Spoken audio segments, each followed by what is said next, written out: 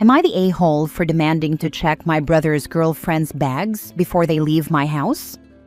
A bit of background here. I, 39 female, have a brother 32 male who I'll call Chase. Chase has been with this girl, 35 female, who I'll call Vivian, for almost 2 years now. About a month into their relationship, Vivian got pregnant with my nephew, who is now almost a year old. Vivian also has 2 daughters, 5 and 8, from a previous relationship. Her daughters are very close in age to my daughter, 7, and up until last weekend, everyone got along fine. They live in a different state than us, but come to visit fairly often and stay with us because we have the extra room. Last weekend, they came to stay again, and about an hour before they left, my daughter noticed that a few of her favorite toys were missing. The girls were playing all weekend, so I didn't think much of it and offered to help her look for them. After about 20 minutes of searching, we could not find the toys anywhere, so I asked Vivian's girls if they remembered where they were playing with them last. The girls said no, but acted a little guilty about it. I asked Chase and Vivian about it, and Chase said he saw the exact toys in the room that Vivian's girls were sleeping in. We went to check, and they were not there. He asked Vivian if she had moved them when she packed the girls' things that morning, and she said they were not there. We went back into the living room, and I saw Vivian's girls huddled close together over a backpack and quickly close it when they saw we were there. Chase asked the girls again if they knew where the toys were, and this time they didn't say anything and just looked at their mom. Chase reached for the bag, and Vivian lost it. She started yelling at me, saying how dare I accuse her daughters of stealing, and she tried to snatch the bag away.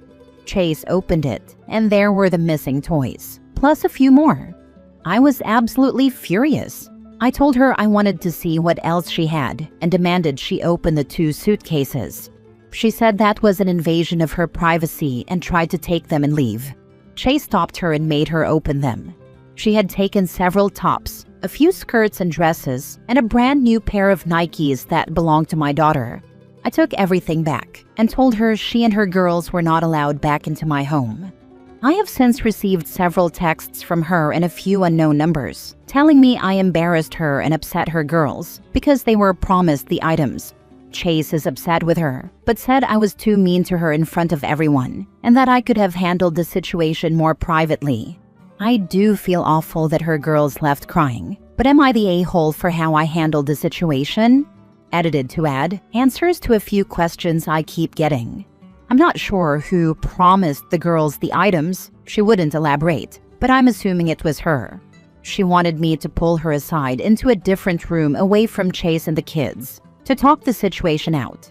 Yes, I'm 99% sure the baby is his. He's almost a carbon copy of my brother when he was a baby. I do not believe the girls knew they were stealing the things. I honestly believe their mom told them I said it was okay. We've never had problems with the girls before this. They really seem to be good kids. Also, I'll be talking with my brother tonight or tomorrow to discuss things further. Not the a-hole. I may not have thought to open the suitcases. I would have thought the girls just stole the toys. But the clothes makes it seem like it was Vivian's act, especially if the girls were promised them. Who else would promise them? Your brother, his wife and children and stepchildren shouldn't be invited back. Anyone saying anything to you can host them themselves or shut the heck up. I normally wouldn't have thought to check either, but the way she grabbed them and tried to leave set off all the warning bells in my head. And who was there to be embarrassed in front of? It sounds like it was just your 2 families. You don't want to be called out as a thief? Don't steal. I embarrassed her in front of Chase and my perfect daughter, as she called her. Not the a-hole. Holy crap, that is a hot mess. You should not feel bad for their crying, but you might talk to your brother about his terrible choice in partners. Our family never really loved her, but she has never done anything before this, to my knowledge. That was a major red flag. Unfortunately, even if he does leave her, he's stuck for another 17 years. Tech has come a long way. These co-parenting apps are insane. My friend's baby mama is a psycho who lived for drama. They got the parenting apps and she did her normal behavior on the app. She lost custody for a while since those apps are monitored. She claims to have not known that. They have co-parented actually decently since she got some rights back. They haven't spoken a word to each other in 10 years. Lawyers handled all the details at first. That said, her kids hate her and don't speak to her anymore. Your brother is screwed and he knows it, so he is just running damage control. I'll give it a week or so and bring that up. Thank you. Next story. Am I the a-hole? It turns out I'm innocent, and suddenly everyone wants to come back into my life. It's a long story, but I'll try to keep it to the most important parts. I'm 27 female now. My ex-partner, 26 male, turned out to be a really terrible person. Over time, he convinced almost everyone in our lives, our friends, family, and even my boss, that I was the problem in the relationship. He painted me as someone who was aggressive, dishonest, and constantly faking illnesses. It nearly ruined my education too. The worst part was when he stole money from his grandparents, around $15,000 if you convert it to dollars, and then told everyone I was the one who did it. While I was at work, he took the opportunity to pack up and disappear, and he took a lot of my belongings with him. What followed was 2 brutal years of legal battles. During that time, I lost almost everyone in my life. Friends, family, one by one they either distanced themselves or cut me off completely. No one believed me, and if someone did stick around at first, they eventually left too. Finally, in February, the court ruled in my favor. It was clear I didn't do what he claimed.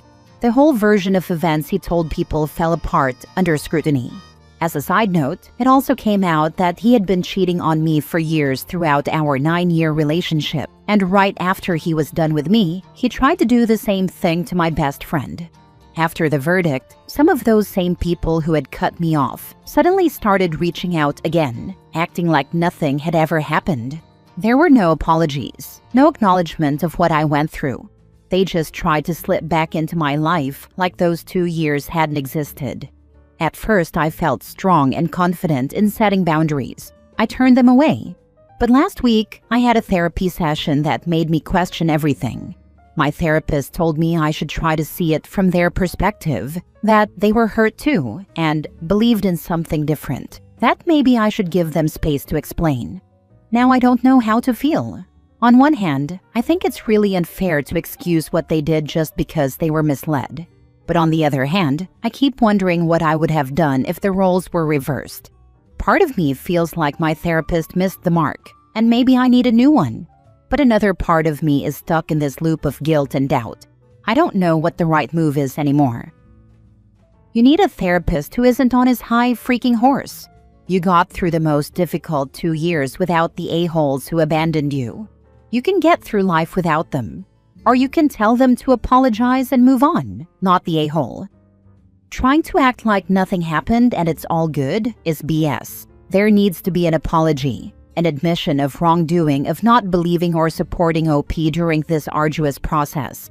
A discussion is needed and a new therapist, as the current one is full of crap. Not the a-hole. Nobody believed you. They abandoned you when you needed them. They never questioned why, if you were guilty, would you take it to court and fight for years? Why your story never changed, or even tried to listen to you? Your therapist has a point, but it's a point covered in red flags. Get a new therapist. Not the a-hole. Your friends abandoned you. They are not your friends. Yes, not the a-hole. You were trusting those people, and they did not repay that trust, and instantly believed somebody who treated you horribly and worked to ruin your life.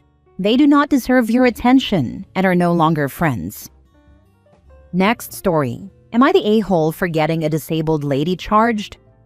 I don't believe I'm the a-hole, but a friend disagrees. Not in the US. I had surgery on both legs after an accident. It was for both ankles and my left knee, with the left leg being substantially more serious. The recovery meant that I was wheelchair-bound for 5 months. My right ankle recovered enough that I was able to drive myself around after a month, so I ended up being given a temporary disability card to help with using the wheelchair. The problem is that my daily driver is a manual, so I can't shift the gears. However, I had a second car, a Toyota Supra I've had for donkey's years. It's automatic, so I could drive it at that point. It's not comfortable or easy, but I could get around in a pinch. Trouble comes when I went to meet friends for food. I parked in a disabled parking bay, placard displayed, and began to haul the chair out and set it up. Credit to anyone who does this daily. A lady approached me from an adjacent disabled bay and said I shouldn't be parked there. I explained that I have a temporary permit due to my legs and I'm well within my rights. I was being as reasonable as I could. She did not like this and started screaming that I probably stole the placard and that if I could drive my racer car, then I could park elsewhere and leave the disabled spots to people truly disabled like her. From then on, I just ignored her. I wasn't going to change her mind anyway, and I got into my chair and went to grab some food. About an hour later, from the window of the restaurant, I saw this lady walking away. On her way past my car, she emptied what looked like one of those glass soy sauce bottles, the kind you get at Japanese restaurants, onto my car, and once it was empty, threw the bottle onto my hood and continued on to another store. My friends and I saw this and ran out to the car. Sure enough, there was soy sauce everywhere and a new fist-sized dent in the hood. I took down her license plate and called the non-emergency police line. They had someone nearby who arrived in about 10 minutes. The police took my statement about the situation, including her confronting me earlier and the new dent in my otherwise straight car. I explained where she had gone, and one of the officers retrieved her from the store to get her side of the story. She admitted to taking and throwing the bottle to damage my car, and I had about 5 witnesses. The cop asked me if I wanted to press criminal charges. I knew it would make it easier for me to get my vehicle repaired through insurance, so I said yes, that, and she was a prick. The lady was ticketed pending a court date. She ended up getting charged, had to do an anger management course, and pay the repair costs. I feel like I was in the right for getting her charged. I didn't do anything wrong. I acted within the law and was respectful. However, a friend got angry after I told him. He said I was making a disabled person's life harder than it already is. He said she was probably sick of people parking in reserved spots and just lashed out, and that I hardly explained myself to her. He told me it was just a dent in my car and not something to ruin someone's life over. I do see his side, but I didn't force her to do any of this. Am I the a-hole? I'm disabled. I have multiple sclerosis and walk with a cane, and I'm only 44. People can be nasty to me because I don't look old enough to be disabled. I've been accused of using someone else's tags before, by a cop no less. You have every right to park where you did. Yes, people illegally park in our spots all the time, but that's not your fault. I always look to see if there are tags on a car before I make assumptions. I've never approached anyone that didn't have tags, let alone those who do. I can't imagine the type of person that would actually vandalize a car like this. Disabled people can be a-holes too. She deserves all the repercussions coming her way. Tell your friend to kick rocks. He should be sticking up for you if he is so concerned about defending people with disabilities, because you are disabled too. It's not just young people. My grandmother had someone say something to her when she was in her mid-80s. She could walk, but she has foot pain and wasn't steady and couldn't walk very far, and her doctor didn't want her walking across big parking lots. She was so humiliated. Not the a-hole. From someone disabled. Disability does not give anyone free rein to act like a prick. It does not give them the right to be abusive or break the law. It does not let them get away with anything or use their disabilities to try and be the person they are. A person being a prick is a prick. Them being disabled changes none of that. They have consequences, the same as someone not disabled. So tell your friend from someone disabled. Don't be a prick thinking that being disabled lets someone act that way. It only goes to show how they enable someone to be abusive and use their disabilities as an excuse. Grow up. And remember that actions have consequences, and we are taught that as a child. If you can't act like an adult, then it's on you when it goes wrong. Last story. Am I the a-hole for telling my neighbor I am not her replacement daughter? I, 20 female, have a neighbor who lost her daughter in an accident 4 years ago. I've lived next to her most of my life, and we used to be relatively close. These people have a history of crossing boundaries and just being weird. After the funeral, she kept making remarks about how similar I was to her daughter, and her husband had to jump in at one point and say that I'm not her, that I'm my own amazing person. She kept trying to invite me over to hang out with her in the backyard every summer too. In August 2024, this neighbor was drunk in her garage, and I was talking to her when she called me her replacement kid. I didn't say anything because what the heck are you even supposed to say in that situation? Then she started acting like my mother that same summer when I was living alone, always asking me where I was going and who I was going with whenever I left the house. I told her nicely to stop and that she was not my parent. She did stop for a while. Then she started saying I was like a daughter to her and was always trying to hug me every time I saw her. And that made me really uncomfortable. At Christmas time, I got a long text from her basically trauma dumping about how her other daughter was in the hospital and how her cat had an ear infection. And she attached a very graphic photo of a severely bruised stomach. I did not want to see any of that. I did not want to be the person she keeps using as an emotional crutch. She refuses to get help to cope with the death of her daughter and keeps trying to use me as a therapist. So I told her this over text. I am very sorry that you've had a rough month, but that last message was such an inappropriate thing to be texting me. You should not be trauma dumping on your 19-year-old neighbor. I am not your therapist or your family. I certainly did not want to see that photo of what I assume is your daughter's bruised stomach. And I'm certain she doesn't appreciate you telling people her private business. Lastly, I need to make this very clear. I am not your kid.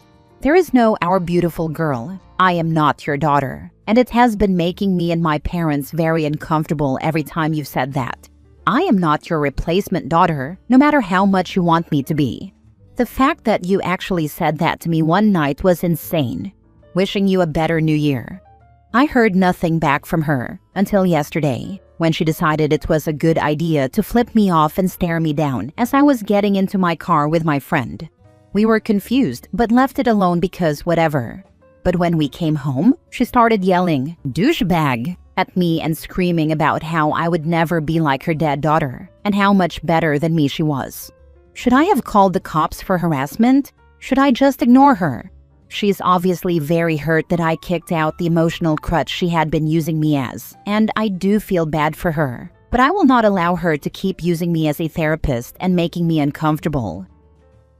Not the a-hole. Dumping about how her other daughter is in the hospital. She actually has another daughter?